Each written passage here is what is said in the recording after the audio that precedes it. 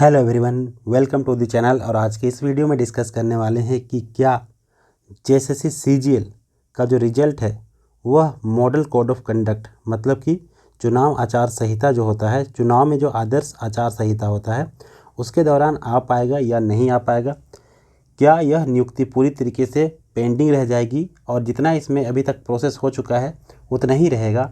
इन सभी चीज़ों के ऊपर डिटेल में डिस्कशन करेंगे। तो आइए वीडियो को शुरू करते हैं और देखते हैं एक एक चीज़ों को विस्तार से। सबसे पहले तो बात करते हैं अगर हम लोग ये जो जेएसएससी सीजीएल का रिजल्ट है ये आएगा कि नहीं, और अभी उससे पहले ये देखना होगा कि मॉडल आंसर की जो जारी किया गया था उसके रिस्पेक्ट में फाइनल आंसर की कब आता है, क्योंकि फाइनल आंसर की जब तक नहीं आएगा तब तक तो अभी प्रोसेस पेंडिंग ही है। अगर ये फाइनल आंसर की आ जाता है डैट मीन्स जेएसएससी अपने लेवल पे रिजल्ट देने की तैयारी कम से कम कर रहा है, या फिर ओएमआर सीट जो चेक करने की होती है वो ओएमआर सीट चेकिंग हो रही है, ये एकदम क्लियर हो जाएगा। इसके बाद अगर हम लोग बात करते हैं जेएसएससी सीजीएल की रिजल्ट को लेकर के, तो एक चीज़ यहाँ पे ध्यान रखिएगा कि जेएसएससी सीजीएल का जो रिजल्ट है, अगर आयोग फ़िलहाल कोई भी आयोग जो है मतलब जेएसएससी है वो कोई भी कंट्रोवर्सी नहीं क्रिएट करना चाहती और चाहती है कि बिना किसी कंट्रोवर्सी के जेएसएससी सीजीएल अच्छे से कंप्लीट हो, तो कम से कम सरकार को फ़िलहाल जो मॉडल कोड ऑफ कंडक्ट है उसमें रिजल्ट नहीं देना चाहिए, क्योंकि पहले ही जेएसएससी सीजीएल की जो पूरी नियुक्ति है उस पर सवाल उठाया जा चुका है। दो बार तीन बार लड़के जो है विशाल जुलूस यात्रा और अनशन और इसके साथ ही साथ लगातार क्वेश्चन रिपीटेशन हुआ था उसके आधार पे पेपर को कैंसिल करने की बात कर रहे हैं। साथ ही साथ पेपर लीक की कई सारी घटनाएं हुई हैं और इसका प्रूफ भी लोगों के पास है। तो इस तरीके से लोग सबसे पहली बात तो इसको कैंसिल करने की डिमांड कर रहे हैं।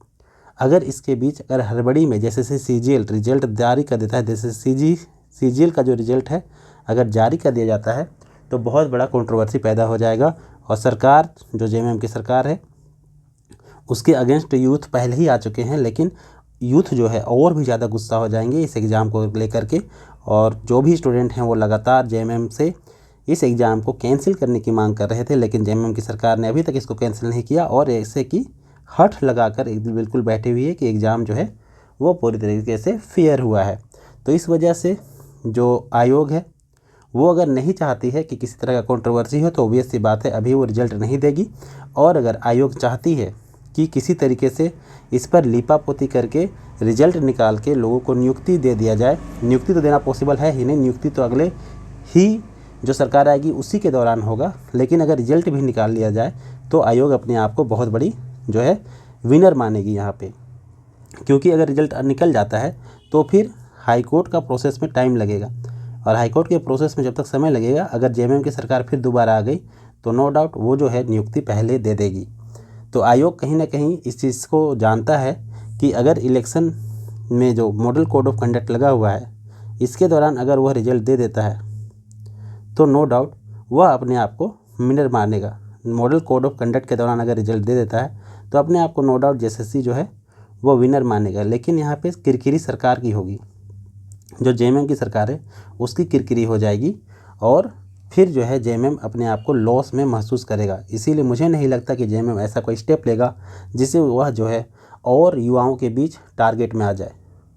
तो यहाँ पे स्थिति यह बन रही कि अगर लीपापोती करके एग्ज़ाम को क्लियर करना चाहती है आयोग मतलब कि जेएसएससी, तो वो रिजल्ट दे देगी।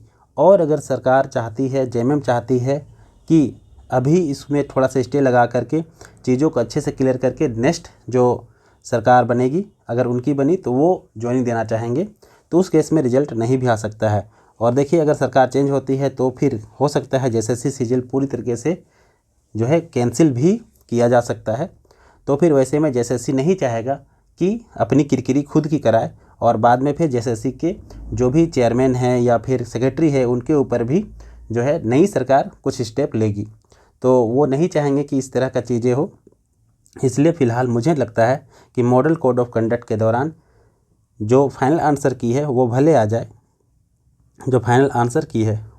जाए, लेकिन इसका रिज़ल्ट जो है अभी जारी नहीं होगा। और जो हरियाणा में इस तरह के रिजल्ट पर जो चुनाव आयोग है उसने पहले ही रोक लगा कर रखी थी। तो हो सकता है झारखंड में भी ये रोक लगा के रखे और फिर इसका रिजल्ट अभी जारी ना हो। अच्छा, यहाँ पे एक सवाल और उठता है कि रिजल्ट आने से क्या होगा। तो देखिए, रिजल्ट अगर आ जाता है तो ध्यान रखिएगा, फ़िलहाल इस रिजल्ट के खिलाफ कोई भी तरह का विरोध प्रदर्शन नहीं किया जा सकेगा, क्योंकि मॉडल कोड ऑफ कंडक्ट लग चुका है और सरकार किसी भी तरीके से जो है कोई भी अनशन, कोई भी रैली इत्यादि का जो है इजाज़त फ़िलहाल नहीं देगी। और जो प्रशासन है वो भी बहुत ही मुस्तैद रहेगा अभी, क्योंकि मॉडल कोड ऑफ कंडक्ट जो है वो लग चुका है। तो अभी छात्रों के लिए अगर रिजल्ट आ जाता है तो बहुत ही बुरी खबर होगी।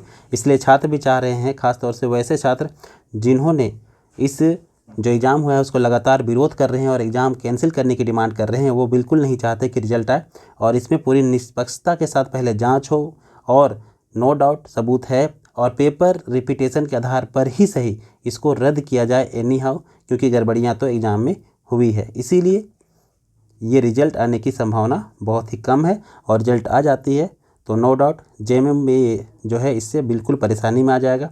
और युवाओं के टारगेट पर तो जेएमएम पहले ही है और भी जो है ये जेएमएम जो है युवाओं के टारगेट पर आ जाएगा और जेएमएम को नो डाउट इससे लॉस भी होगा। तो जेएमएम अभी नहीं चाहेगा किस तरह के जो चीज़ें हैं वो करके छात्रों के बीच पहले से जो टारगेटेड है उसमें और टारगेट ना बनकर थोड़ा सा सॉफ्ट कॉर्नर बचा के रखे, ताकि एग्ज़ाम की वजह से जो गुस्सा छात्रों के मन में जेएमएम को लेकर के है वो कम हो।